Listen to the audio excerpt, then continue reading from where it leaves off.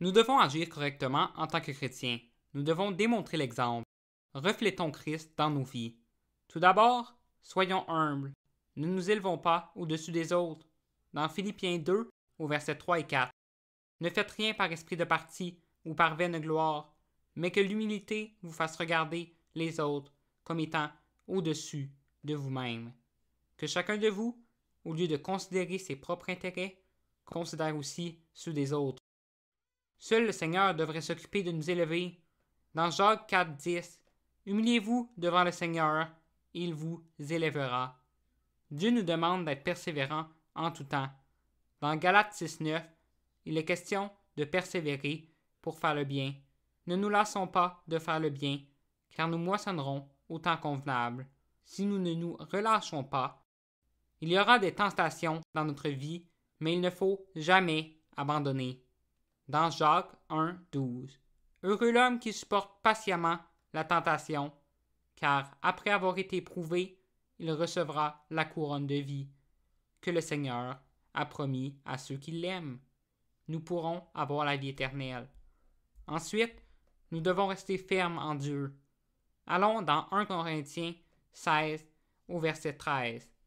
Veillez, demeurez fermes dans la foi, soyez des hommes, fortifiez-vous. Cela est essentiel pour contrer le malin. Nous le voyons dans Éphésiens 6 au verset 10 et 11. Au reste, fortifiez-vous dans le Seigneur et par sa force toute puissante. Revêtez-vous de toutes les armes de Dieu, afin de pouvoir tenir ferme contre les ruses du diable. Nous devons démontrer l'amour en tout temps. Dans 1 Corinthiens 16 au verset 14, que tout ce que vous faites se fasse avec charité. Dans Éphésiens 4, 1 et 2, je vous exhorte donc, moi, le prisonnier dans le Seigneur, à marcher d'une manière digne de la vocation qui vous a été adressée, en toute humilité et douceur, avec patience, vous supportant les uns les autres avec charité. Dans 1 Jean 4, au verset 12 et 16, personne n'a jamais vu Dieu. Si nous nous aimons les uns les autres, Dieu demeure en nous, et son amour est parfait en nous. Et nous avons connu l'amour que Dieu a pour nous, et nous y avons cru. Dieu est amour, et celui qui demeure dans l'amour demeure en Dieu, et Dieu demeure en lui. L'obéissance est très importante dans nos vies. Nous devons être soumis à l'autorité. Dans Romains 13, 1 et 2, que chacun se soumette aux autorités qui nous gouvernent, car toute autorité vient de Dieu, et celles qui existent ont été établies par Dieu. C'est pourquoi celui qui s'oppose à l'autorité résiste à l'ordre que Dieu a établi, et ceux qui résistent attireront une condamnation sur eux-mêmes. Dans Actes 4, au verset 19 et 20, Pierre et Jean ont désobéi aux autorités, car l'instruction était contre Dieu. Dans une telle situation, il est autorisé de faire ainsi.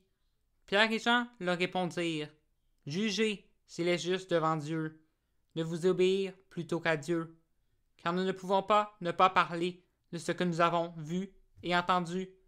Nous serons bénis en obéissant à Dieu. » Dans Deutéronome 28 au verset 1, « Si tu obéis à l'Éternel, ton Dieu, en respectant et en mettant en pratique tous ces commandements que je te prescris aujourd'hui, l'Éternel, ton Dieu, te donnera la supériorité sur toutes les nations de la terre. » En conclusion, restons toujours fidèles envers Dieu.